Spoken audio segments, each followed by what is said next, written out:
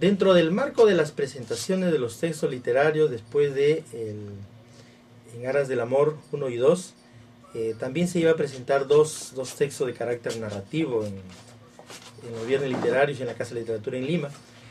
Y un primer texto que he presentado o he escrito este año es 60 retratos literarios de personajes populares baguagrandinos.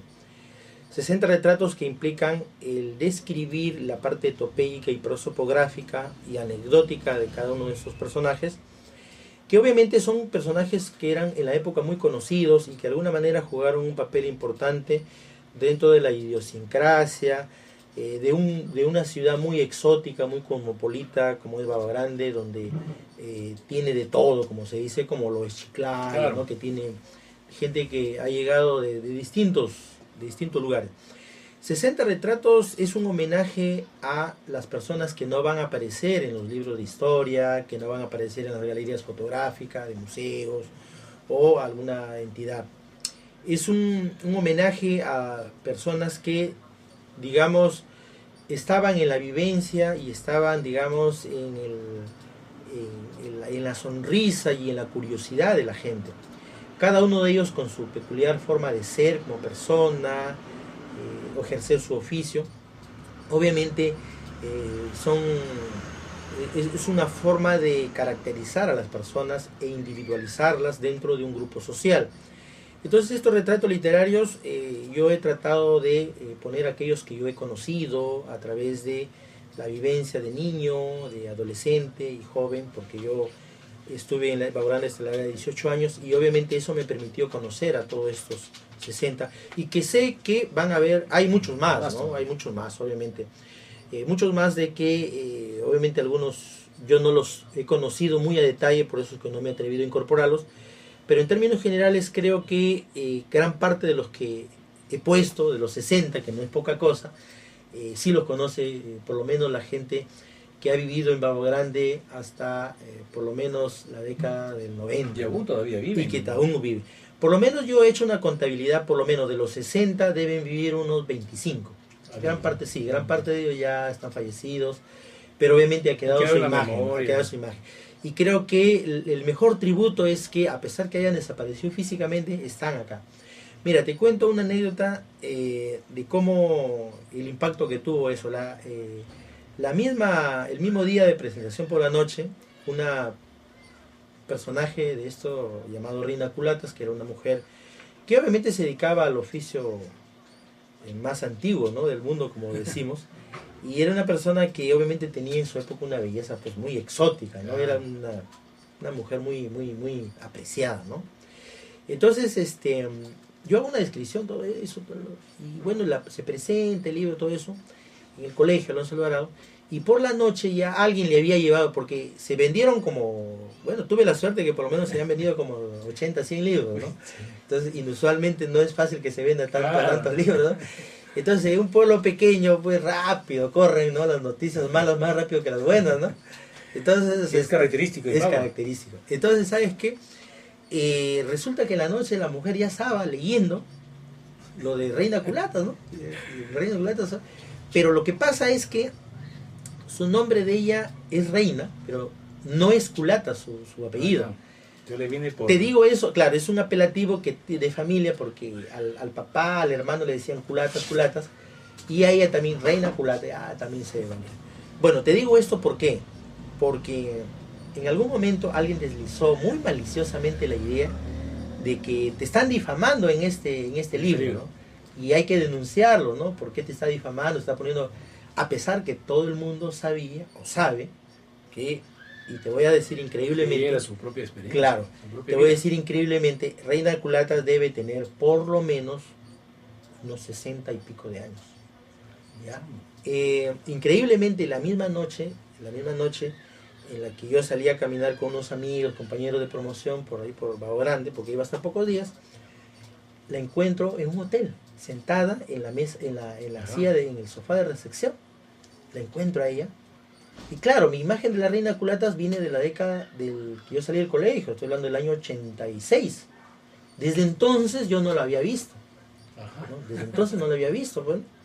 Y mira, después del 86, acá pues son 25 años, Manuel. Claro, Son 25 años, al 2014. Entonces, el tiempo te pasa la factura, pues 25 años. Cuando oye, me dice, Nicolás, mira, ¿quién está ahí? Le digo, ¿quién? Me dice, tu personaje, la reina Culatas. Yo la quedo mirando y efectivamente, pues, ¿no? Estaba, pero obviamente, pues, ya no era lógico. O sea, indudablemente, en el texto, pues, ella está tal cual era, pues, hace 25 años atrás, ¿no? Entonces la quedo mirando y al día siguiente, como yo no estaba, pues, en mi casa, sino estaba saliendo con los compañeros, porque obviamente, ¿qué iba a estar cerrado en mi casa, no? Si estaba, llego esporádicamente. Entonces, en ese lapso, la reina Culata había llegado a mi casa y había conversado con mi papá. Que cómo era posible, que le había puesto, que está bien que ella fuera P, pero que no debía ponerle acá. Entonces, bueno, no, le dijo, mi papá pues un poco más la calmó, dijo, no, le digo, es tranquilo, es literario, es ficción, pues, ¿no? Tienes que entender que... Además, ¿dónde está que te acusa, que te ponen eso, ¿no? Lo deja entrever, pero no dice nada, ¿no? Entonces, mi papá le regalaba un libro ya. Ha pasado casi 15 días después de que había hecho y que, bueno, lo que pasa es que a ella la habían soliviantado y un poco la habían... Diciendo de que hay un delito. Claro, que le habían dicho, oye, denúncialo, pues cómo te están difamando, ¿no? Entonces, cuando hacen la consulta, bueno, ella no se llama Culatas, perdón, no se apellida Culatas. Ella tiene otro apellido que no recuerdo bien ahorita. Entonces, le dijo, bueno, pues Reina Culatas no es tu nombre real, porque tu DNI no dice Reina Culatas, ¿no? Entonces no le puedes denunciar. Bueno, el hecho es que pasados los 15 días se ha encontrado a mi papá con ella por la calle y lo ha llamado a ella. Pues, y mi papá un poco dice que, según él me ha contado, que un poco dije, me van a reclamar otra vez, ¿no? Y que le he dicho Don Nico, ¿no? Porque mi papá también se llama Nicolás, ¿no? O sea que la verdad que honestamente yo actué mal el primer día en reclamarle. Le dije, ¿por qué? No, me dice, pucha, mis clientes se han triplicado. Mis clientes se han triplicado porque antes solamente ahí en la entrada del hotel nomás los que se hospedaban nomás, y ahora no, pues. Quería conocerla. Entonces eso fue para mí una experiencia de ver cómo a veces la literatura puede, por un lado, cambiar a veces la forma de pensar. Y yo estoy seguro que nunca nadie antes la ha descrito, ni nunca nadie le ha dicho tal cual es, o cómo lo ha visto, o lo ha visto una persona, ¿no? Claro. Entonces, al verse ella ahí, y que obviamente no está de una manera, pues, negativa, mala, ¿no? Sino está un poco realistamente pintada lo que es, ¿no? Entonces, y el segundo hecho que quiero contarte es, mira, que en Bagua, en la década del 70, casi el año 79, hubo la quemación de un puesto de la Guardia Civil en aquella época. En Bagua Grande se quemó el puesto de la Guardia Civil en el año 79. Entonces, mucha gente que estuvo ahí de observadora, incluyendo mi padre, incluyendo yo, que yo tenía en ese tiempo 9 años, claro. Fuimos testigos de cómo se quemó. Pues yo hice un cuento que ganó justamente un premio Lundero aquí en la industria. Ese cuento resultó ganador. Se llama A esa hora del día. Es un cuento que mataron a un soldado y vino el ejército, hizo toda una bronca y finalmente terminó el puesto incendiado y quemado, ¿no? Bueno, a raíz de esa experiencia sale ahí, hay un cojo Manuel, ¿no? Manuel había sido militar y resulta que era acompañante del chofer, y un día, pues, por dirigir el carro le cae la tolva, ¿no? Se da la vuelta de espalda y le cae la tolva, y eso pues lo dejó inválido para todo eso. Entonces, pero este pata siempre se quedó con ese espíritu así belicoso, ¿no? O sea, era bastante manipulador, bastante... Así, ¿no? O sea, había, por ejemplo, una huelga, él estaba ahí con la silla de ruedas, dando vivas, ¿no? Asusando. Entonces era un poco agitador, ¿no? Y resulta que en la quemazón del puesto de la Guardia Civil, él fue uno de los que arreó la bandera, hermano. ¿Así? Y el que asusó, incentivó para que el puesto finalmente terminara incendiado. Entonces yo hago toda una descripción. Bueno, amén de otras cosas, porque indudablemente el ejército lo indemnizó con una cantidad regular, ¿no? Por el accidente que tuvo, ¿no? Entonces, fruto de esa indemnización, él se compró un Volkswagen. Pero las voladas, él vivía en San Luis, que es casi un seguido ahí, como por decir aquí, Lambayeque y los molinos por acá, ¿no? Bueno, vivía cerca. el hecho de que él tenía un Volkswagen. Y la sospecha estaba que ese Volkswagen todo el día estaba ahí en la puerta de su casa, estacionado, pero curiosamente en las noches arrancaba y caminaba por las calles de ¿Ah, Abrante. sí? Entonces, se llegó a saber que este cojo Manuel era pues, Más delincuente. claro, y no solamente era porque era jefe de banda. Uy, carambas. Pucha, o sea, imagínate, el hombre no podía hacer, pero él dirigía, pero no sé, tenía esa capacidad, ¿no? Esa capacidad de dirigir, ¿no? Ahí, ahí. Entonces, Era el líder ahí. era el líder, pues en algún momento lo capturan, pues. Lo capturan y obviamente pues llegan a ver el depósito donde estaba pues todo lo robado, pues. Claro. Bueno, y eso era Vox Populi, pero en ese tiempo no había los periódicos que ahora hay, ¿no? En ese tiempo Claro. era el rum rum de la calle, ¿no? El chisme. El hablar, el chisme, ¿no? Entonces se quedaba así, ¿no? Todo sabía, todo eso. Y siempre, como mi papá tenía una peluquería, siempre paraba ahí, ¿no? Entonces él traía y llevaba. O sea, él informaba a todos, ¿no? Él sabía quiénes eran los choros, que a quién le habían robado. O sea, todo sabía. Uy, Entonces era un informante. Entonces, yo lo describo ahí, pero, ¿no? O sea, tal cual era el rum rum de la calle, tal cual yo escuchaba y sabía, ¿no? Entonces, obviamente eras niño también. claro, era niño, pues, ¿no? Entonces, ¿qué pasa? Que ya, pues, también le llega a él el libro. O sea, mira, en realidad yo de eso debo haber vendido casi unos 120 libros que están en Pagán. Ya, o sea, no los he difundido en el sentido de que como yo he estado 2 días allá nomás, yo lo he presentado y lo dejaba a mi viejo y mi viejo ya la vendió. Y como sabían de que era el hijo del peluquero que ha escrito, entonces, como son 60, ya te podrás imaginar Claro, que cada uno casi, de los, están todos ya ahí. sean los vivos o los hijos de los muertos o los familiares o conocidos de los muertos, ¿no? Entonces, el hecho de que el libro se ha vendido de esa manera. Entonces, este cojo llega a saber, ¿no? Uy, le llega ya a reclamar a mi viejo, pues, o sea, el que apagó el pato soy mi viejo, ¿no? Oye, dice, puta, que tu hijo, el chibolo, que el chiquitito, que estaba acá. Se me ha difamado. Claro, voy, te compadre, mi apuesta, está bien, compadre, pero no puede poner en un libro esa. También lo mío, la reina culatas, ¿no? O sea, mira, cómo, pero, o sea, cómo a veces desnudar a un personaje, obviamente tiene un aspecto de recreación, ¿no? O sea, no es una, por decir, no es una noticia periodística, ¿no? Porque es una descripción global y es un anecdotario que cada uno a veces ha dejado, Claro. ¿no? Y bueno, pues el hecho de que ha quedado así, ¿no? Esas dos anécdotas. Después no sé cuántas más habrán, porque como ya yo no he estado ahí A lo para... mejor te llega una Y de repente me llega una denuncia, ¿no? Pero bueno. Bueno, y el segundo libro es justamente este texto, voy a ser más breve acá, que es Junto al río, ¿no? Junto al río es un conjunto de alrededor de 40 relatos que tienen que ver mucho con lo que es la experiencia de la selva y los ríos, ¿no? Muchas experiencias. Yo he tenido la suerte de haber vivido en 3 ciudades diferentes, Tamborapa, Bagua Grande y estuve en Moyobamba por mi mamá que vivió allá un buen tiempo. Entonces conozco esos ríos y sé cómo se vivía y sé cómo piensa y cómo la gente en los ríos habla y dice las cosas, cómo en los ríos. Entonces fruto de esa experiencia, porque mi mamá era, si yo algo le debo al incursionar en la literatura es a mi madre, porque... Ha significado, trasciende la madre porque nos enseña, nos da el amor a la naturaleza, trae de la familia, todo eso, ¿no? Ella me contó Claro. muchos cuentos de niño y no sé, me empujó así sin que ella se diera cuenta, me empujó a escribir, ¿no? Claro. Entonces, mi madre no está ahora conmigo, ha fallecido este año, pero me ha dejado una gran lección, ¿no? De que era una contadora oral de cuentos, relatos, leyendas y eso me sirvió Claro. mucho a mí, ¿no? Y fruto de eso está ese texto, ¿no? Donde yo varias de las anécdotas que yo cuento en algunos relatos tienen mucho que ver con lo que me contaba mi madre. Está dedicado también entonces, Sí. exclusivamente a ella, Claro. ¿no? Tienes mucha razón.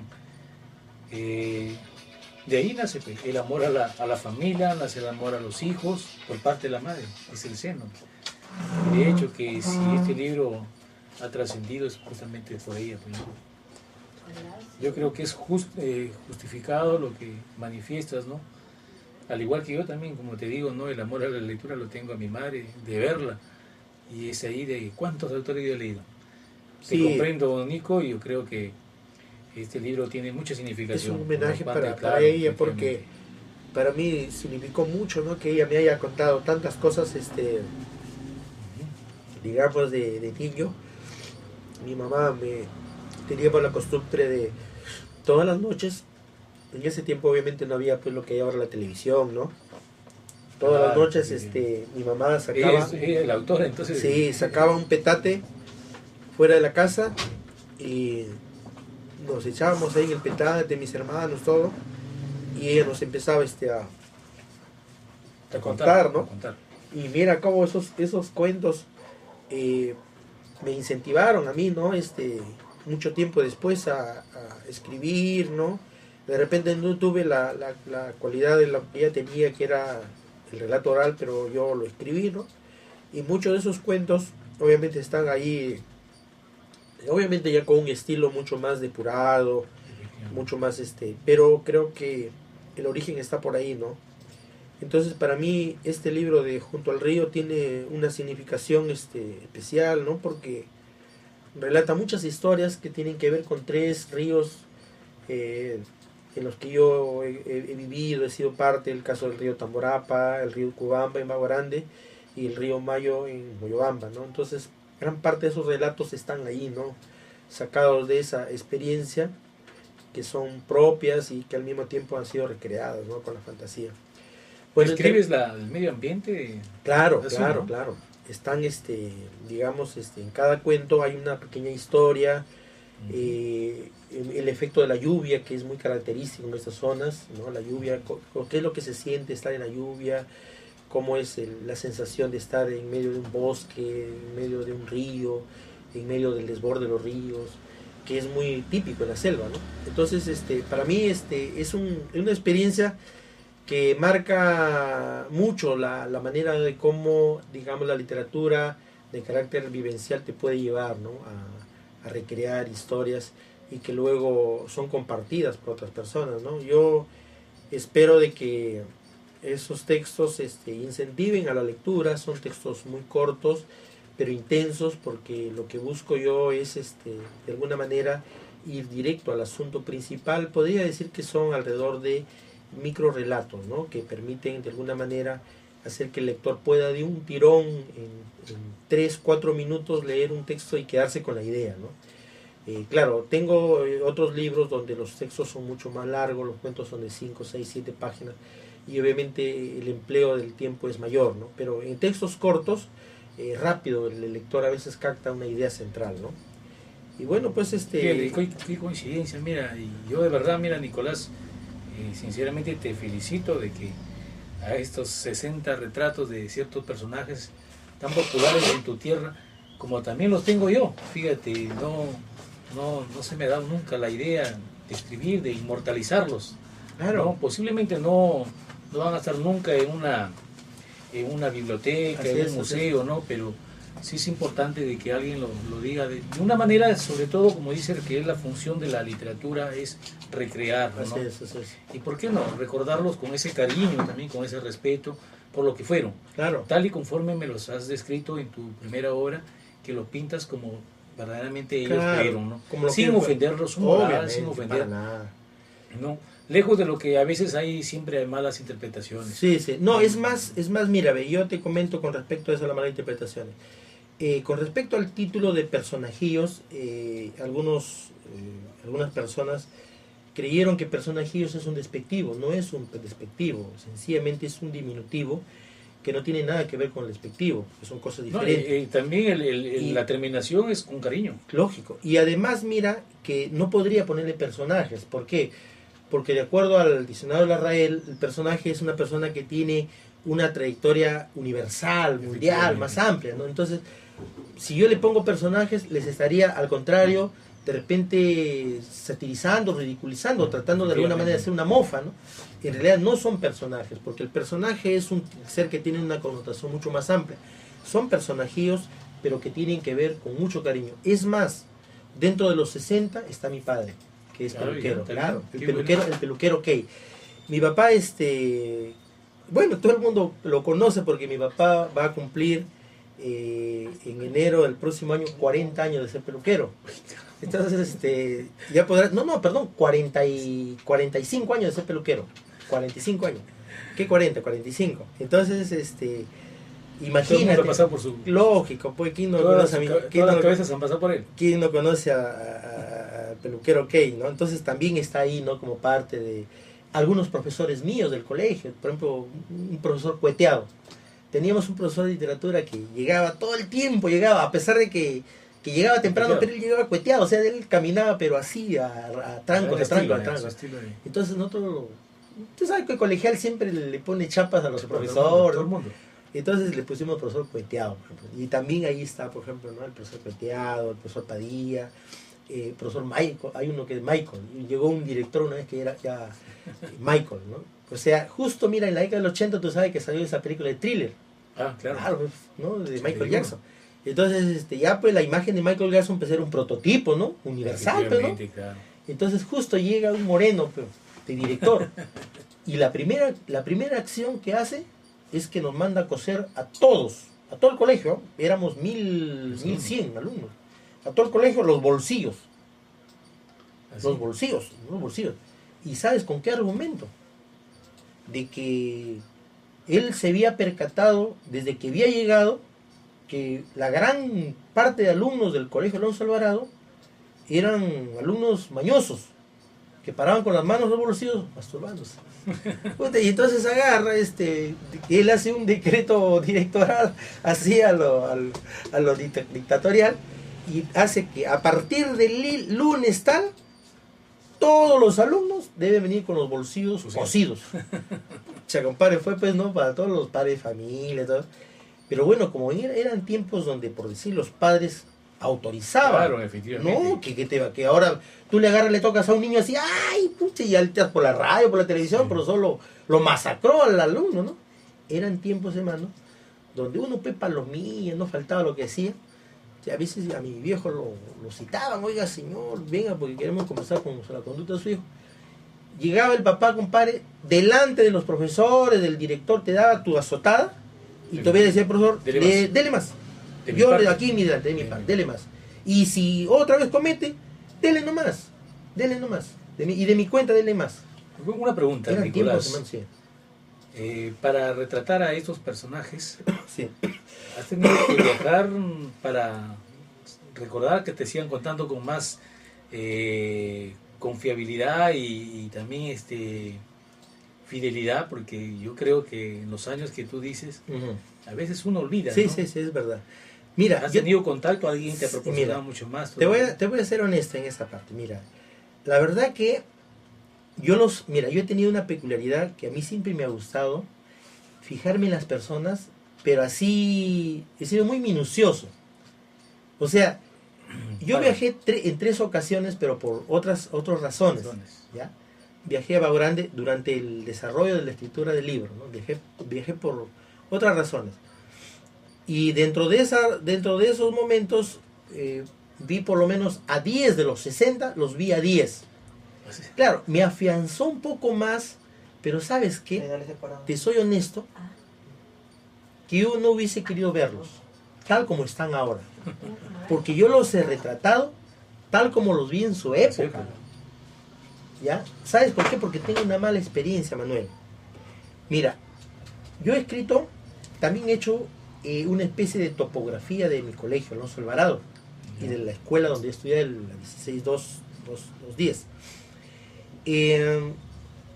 Cuando yo he ido el año 2005, yo salí el año 86 y regresé al colegio el 2005 a presentar un libro, ¿no? Morir en Puerto Tamborapa, otro de mis libros, ¿no? Entonces, cuando yo llegué al colegio, Manuel, yo de mi colegio tenía una idea, pero así muy fija, como lo había dejado. Cuando yo llegué al colegio, hermano, no lo reconocía, no sabía, pucha, que me quedé, pero así pasmado.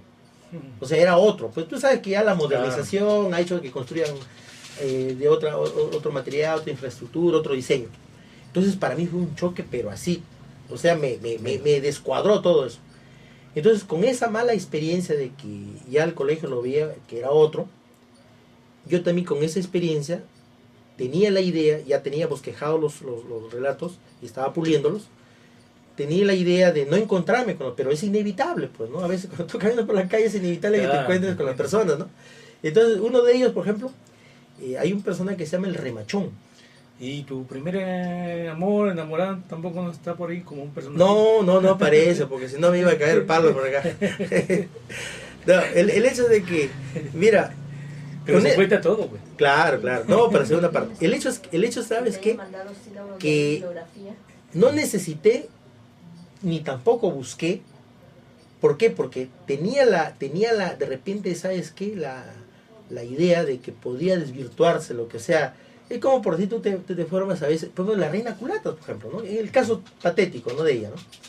La descripción que ella le hago es de la década del 80, cuando yo todavía era un niño, ¿no? Un jovencito, ¿no? Entonces, si yo la describiera tal cual es ahora, pues, no hay punto de comparación, ¿no? Pierde también la atracción. Claro, entonces, para mí, ¿sabes qué? O sea, en este libro de los personajillos, me soy fiel y podría decirse que lo estoy... ¿Y sabes por qué también, Manuel, te digo? Porque yo desde esa época, yo ya hacía ejercicios de retratos literarios. Siendo colegial, claro, yo tengo mis cuadernillos, ¿no? De colegial, cómo describía. Por ahí se empieza. Entonces, por ahí se empieza, obviamente. Entonces, para mí, te digo, o sea, si hay un texto que es propio de los 80, es este. O sea, está enmarcado dentro de los personajes, tal, es como una fotografía de la época. Claro. ¿Me entiendes? Bueno, porque si yo lo hubiese hecho con lo de ahora, ya no tendría. Claro. Lo he hecho mucho con la evocación, ¿eh? Yo creo que me ha ayudado mucho la nostalgia, claro, la melancolía. Y mira, te voy a decir que cuando una persona está lejos del lugar donde se ha criado o ha vivido, le brota con mucho más fuerza. En mi caso es así, claro. Sí, en mi caso es así. La añoranza, ¿no? Sí, la añoranza, todo eso.